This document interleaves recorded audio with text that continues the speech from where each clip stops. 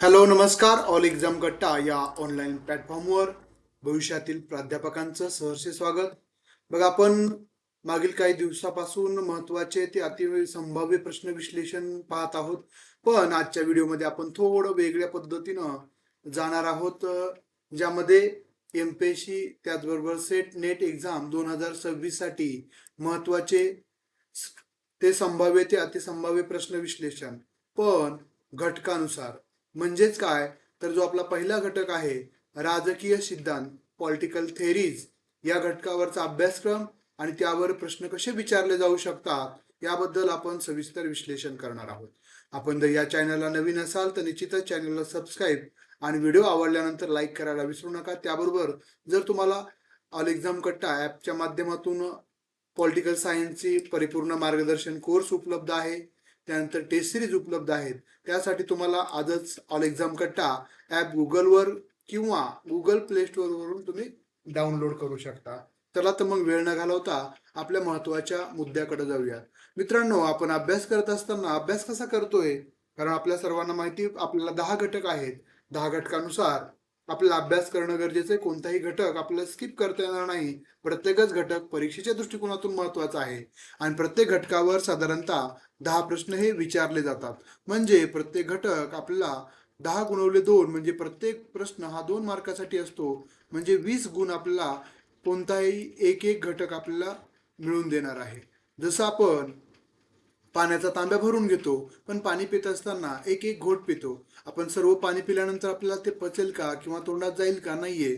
तर त्याच पद्धतीनं जेवण करत असताना जरी आपण पूर्ण ताट भरून घेतलं तरी जेवण करत असताना एक एक घास चावून खावा लागतो. त्यावेळेस तो आपल्याला पाचक रसामध्ये त्याचं रूपांतर होतं आणि आपल्या शरीराला तो पचतो. त्याच पद्धतीनं अभ्यासाचंही आहे. आपण अभ्यास करत असताना एक एक घटक, त्यावरचे प्रश्न कसे विचारले त्यापूर्वी सेट परीक्षेला, त्यानंतर एमपीएससी अंतर्गत तर परीक्षा झाल्या नव्हत्या, पण सेट परीक्षा जर आपण मॉडेल्स किंवा त्यावेळेसचं जर अभ्यासक्रमाचं बघितलं तर एमपीएससीचा आणि सेटचा सिलेबस जवळपास सारखा आहे. पहिल्या घटकाचा आपण विचार करतोय, राजकीय सिद्धांताबाबत बोलतोय, पॉलिटिकल थेअरी बाबत बोलतोय. तर त्यामध्ये सेटमध्ये राजकीय सिद्धांताच्या व्याख्या आणि स्वरूप, विविध संकल्पना, त्यामध्ये स्वातंत्र्य, समता, न्याय, अधिकार, लोकशाही, सत्ता, नागरिकत्व. आणि दुसरा आहे तिसरा मुद्दा राजकीय परंपरा, ज्यामध्ये उदारमतवाद, पुराणमतवाद, समाजवाद, मार्क्सवाद, स्त्रीवाद, बहुसांस्कृतिकवाद आणि उत्तर आधुनिकतावाद. एवढेच 3 मुद्दे हे सेट परीक्षेमध्ये अभ्यासक्रमामध्ये पहिल्या घटकासाठी आहेत, ज्यावर आपल्याला 10 प्रश्न हे 20 गुणांसाठी विचारले जातात. पण एमपीएससी प्राध्यापक भरतीचा विचार केला तर हा चौथा जो मुद्दा आहे तो नव्यानं समाविष्ट झालेला आहे. राज्यशास्त्रातील संशोधन पद्धती, research methodology in political science.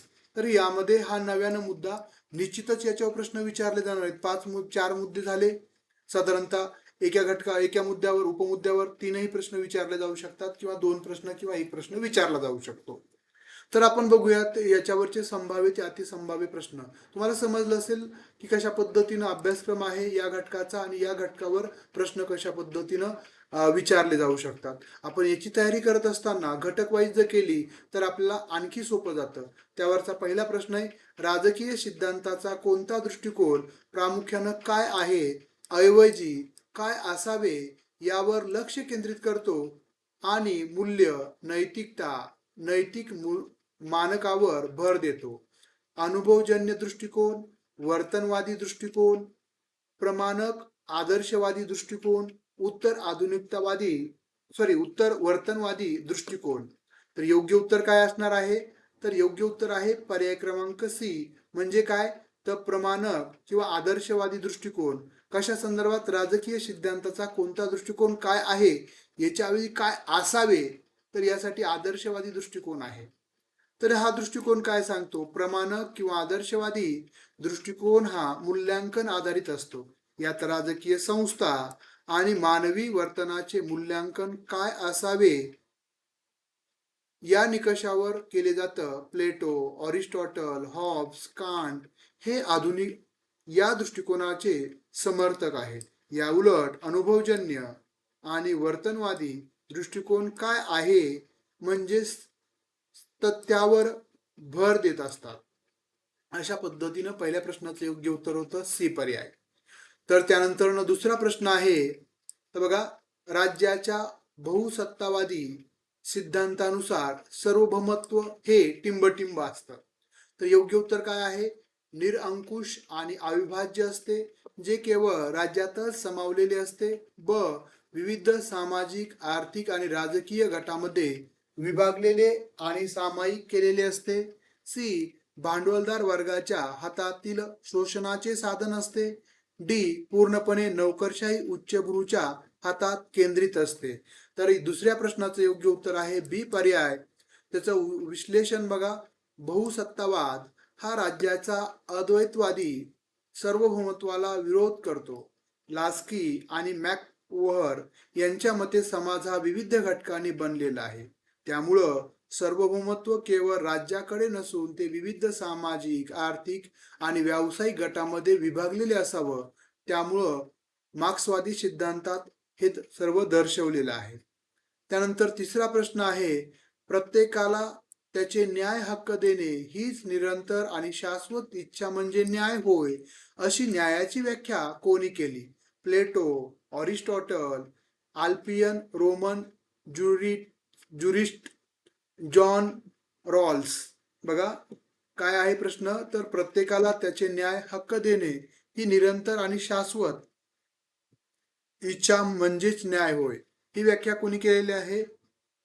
योग्य तर आहे पर्याय क्रमांक सी, रोमन कायदेतज्ञ अल्पियन यांनी न्यायाची ही पारंपरिक व्याख्या केलेली आहे.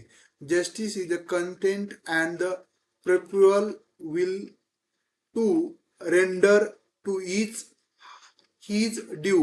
प्लेटोनं न्यायाला आत्म्याचा गुण मानले, तर जॉन रॉल्स यांनी न्याय म्हणजे निष्पक्षता ही संकल्पना मांडलेली आहे. त्यानंतर चौथा प्रश्न आहे बघा, नकारात्मक स्वातंत्र्य निगेटिव्ह लिबर्टी संदर्भात खालील विधानांचा विचार करा. याचा अर्थ व्यक्तीवर बाह्य बंधनाचा अभाव असतो, म्हणजेच नकारात्मक स्वातंत्र्य. 2. आयझॅक बर्निन हे या संकल्पनेच्या मुख्य समर्थनापैकी एक आहेत. वरीलपैकी कोणते विधान बरोबर आहेत? केवळ एक, केवळ दोन, एक आणि दोन्ही यापैकी नाही. योग्य उत्तर आहे सी, दोनही विधान. नकारात्मक स्वातंत्र्य म्हणजे बंधनाचा अभाव. आयझॅक बर्लिन यांनी त्यांच्या 4 एसे ऑन लिबर्टी 1969 या ग्रंथामध्ये सकारात्मक आणि नकारात्मक स्वातंत्र्यामध्ये स्पष्ट फरक केलेला आहे. त्यामुळे दोन्ही विधानं अगदी बरोबर आहेत.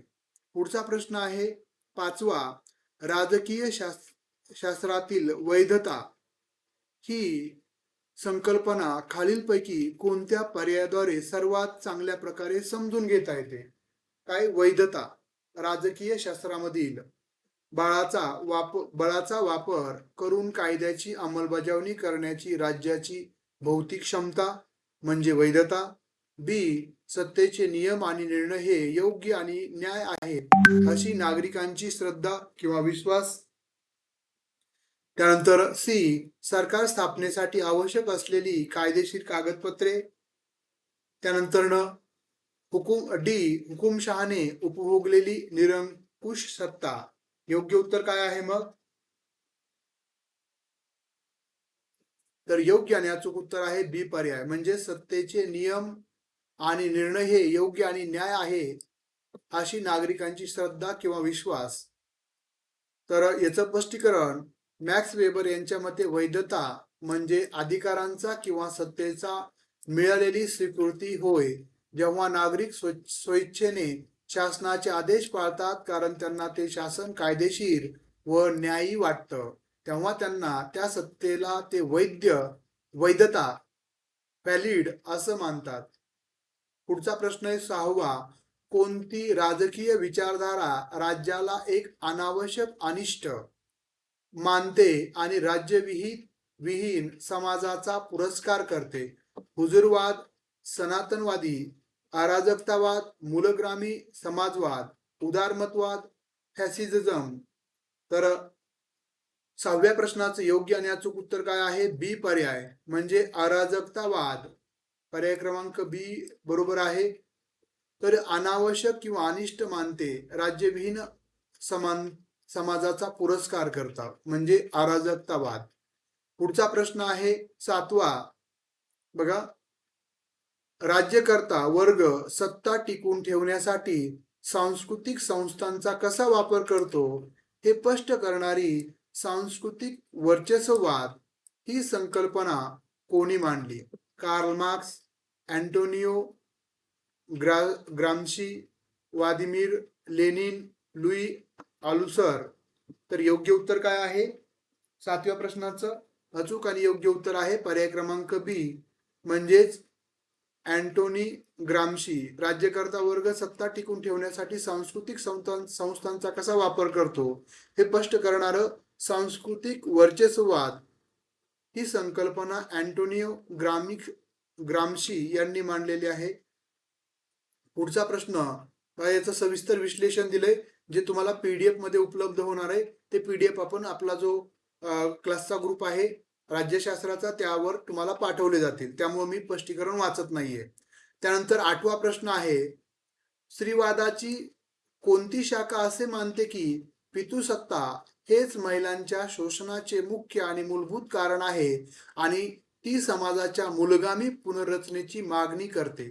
उदारमतवादी स्त्रीवाद, समाजवादी स्त्रीवाद, मूलग्रामी स्त्रीवाद, कृष्णवर्णीय स्त्रीवाद. तर 8व्या प्रश्नाचं योग्य उत्तर आहे पर्याय क्रमांक सी, मूलग्रामी स्त्रीवाद. पर्याय क्रमांक सी बरोबर आहे.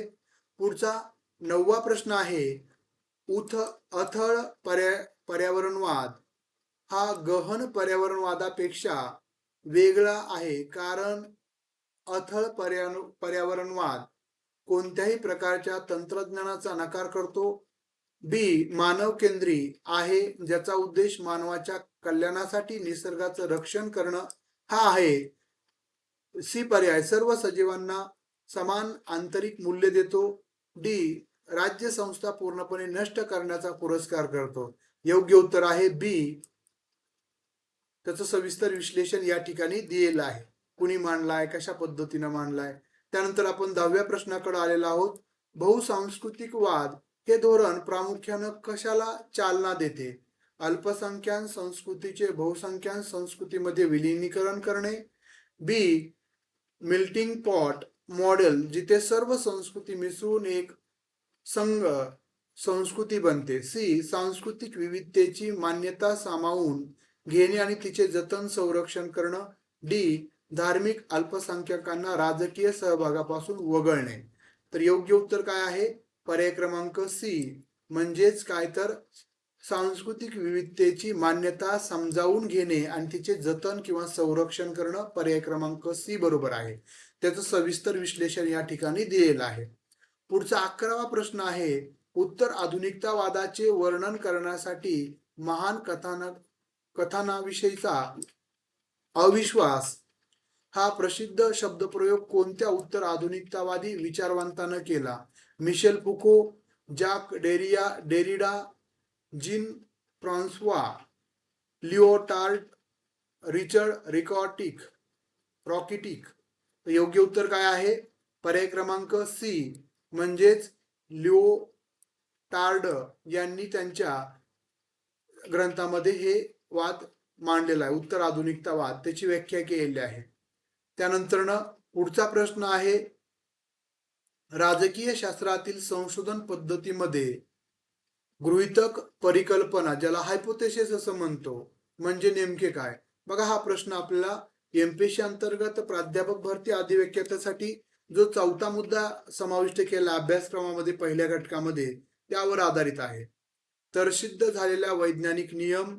बी, 2 किंवा अधिक चलामधील व्हेरिएबल्स मधील सहसंबंधांचे एक तात्पुरते पडताळणी योग्य विधान. सी, संशोधन अहवालाचा अंतिम निष्कर्ष. आणि डी, गुणात्मक डेटा गोळा करण्याची एक पद्धत. तर योग्य उत्तर काय आहे पर्याय क्रमांक बी. बघा, हायपोथेसिस म्हणजे गृहीतक, 2 किंवा अधिक चलामधील संबंधामध्ये एक तात्पुरते पडताळणी योग्य विधान, त्याला गृहीतक किंवा परिकल्पना असं म्हटलं जातं. 13वा प्रश्न आहे पुढचा, राजकीय शास्त्रातील खालीलपैकी कोणते गुणात्मक संशोधन पद्धतीचे उदाहरण आहे? बघा क्वालिटेटिव्ह आणि क्वांटिटेटिव्ह अशा पद्धतीनं दोन रिसर्च मेथड्स आहेत राज्यशास्त्रामध्ये. तर त्यामधील कशावर आधारित प्रश्न आहे, तर क्वालिटेटिव्ह गुणात्मक संशोधनाचं उदाहरण आहे. सांख्यिकीय रिग्रेशन विश्लेषणासह मोठ्या प्रमाणावर घेतलेले जनमत कोल, बंदिस्त प्रश्नावलीचा वापर करून घेतलेले सर्वेक्षण संशोधन, 20 वर्षातील मतदानाच्या टक्केवारीचे पद्धतशीर आशय विश्लेषण, आणि डी सखोल नियम संरचित मुलाखती आणि वांशिक अनुवंशशास्त्रीय व्यक्तिमत्व अभ्यास केस स्टडी. तर गुणात्मक ह्याच्यामध्ये काय येतं, पर्याय क्रमांक डी येतो. बघा गुणात्मक संशोधन हे संख्या किंवा सांख्यिकीवर भर न देता मानवी अनुभव, मते, अर्थ, वर्तनाचे सखोल विश्लेषण करतं. यासाठी मुलाखती, केस स्टडी, व्यक्ती अभ्यास यामध्ये केला जातो. त्यानंतर 14वा प्रश्न आहे, राज्यशास्त्रातील वर्तनवादी क्रांतीचा मुख्य उद्देश शिस्तीला कसे बनवणे हा होता. बघा राज्यशास्त्रातील वर्तनवादी क्रांतीचा मुख्य उद्देश शिस्तीला कसे बनवणे हा होता. अधिक तात्विक आणि अनुमानात्मक, अधिक अनुभवजन्य, वैज्ञानिक आणि व्यक्ती गटांच्या वर्तनावर केंद्रित, सी केवळ कायदेशीर चौकटी आणि संविधानाच्या अभ्यासापुरते मर्यादित, डी आत्मनिष्ठ आणि पारंपरिक मूल्यावर आधारित. तर योग्य उत्तर आहे पर्याय क्रमांक बी, म्हणजेच काय तर अधिक अनुभवजन्य, वैज्ञानिक, व्यक्ती गटाच्या वर्तनाचे केंद्रित, पर्याय क्रमांक बी बरोबर आहे. 15वा प्रश्न आहे, बघा खालील संकल्पनांच्या त्यांच्या योग्य वर्णाशी जोड्या लावायच्यात आपल्याला. यामध्ये नवभोव सत्तावाद भूमी बजावतो, त्यानंतर राज्य पूर्णपणे तटस्थ असते आणि पंचाची भूमिका बजावते. बघा या ठिकाणी. आणि 2 अभिजात बहुसत्तावाद, राज्याला सापेक्ष स्वायत्ता असते परंतु त्यावर कॉर्पोरेट उच्चभ्रूचा मोठा प्रभाव असतो. तर योग्य उत्तर 15व्या प्रश्नाचं काय आहे, योग्य जोडी आपण म्हणूयात. तर हे 1 2 अशा दिलेल्या. तर योग्य उत्तर आहे ए च बी आणि 2 च ए, म्हणजे बी पर्याय बरोबर आहे. अभिजात बहुसत्तावाद राज्याला एक तटस्थ लवाद किंवा पंच मानतो जो विविध गटामधील हितसंबंधांचा मेळ घालतो, परंतु चार्ल्स लिंडब्रॉम आणि रॉबर्ट डल हल यांनी नंतर नवभोसत्तावाद मांडला. त्यामध्ये त्यांनी मान्य केले की आधुनिक लोकशाहीत व्यावसायिक गट आणि कॉर्पोरेट क्षेत्रात इतर गटापेक्षा जास्त सवलती व प्रभाव मिळतो. अशा पद्धतीनं आपण पहिला घटक जो आहे राजकीय सिद्धांत, पॉलिटिकल थेरीज, याचा अभ्यासक्रम आणि त्याच्यावरचे प्रश्न समजून परीक्षेच्या दृष्टिकोनातून समजून घेण्याचा प्रयत्न केलेला आहे. हा व्हिडिओ आवडला असेल तर निश्चितच व्हिडिओला लाईक, आणि चॅनलला आपण नवीन असाल तर सबस्क्राईब करायला विसरू नका. आणि ज्या विद्यार्थ्यांना हा कोर्स किंवा टेस्ट सिरीज हवे असतील त्यांनी ऑल एक्झाम कट्टा, जे गुगलवर सर्च केलं तरी तुम्हाला ऍप दिसेल, त्याची लिंक दिसेल, किंवा गुगल प्ले स्टोर वरून तुम्ही ह्या ऍपची लिंक थ्रू तुम्ही डाउनलोड करू शकता. त्यावर कोर्स आहे. काही अडचण असेल तर तुम्ही कॉल करू शकता 9689047738 या क्रमांकाला. अभ्यासासाठी आणि परीक्षाभिमुख दृष्टिकोनातून अभ्यास करण्यासाठी खूप खूप शुभेच्छा. धन्यवाद.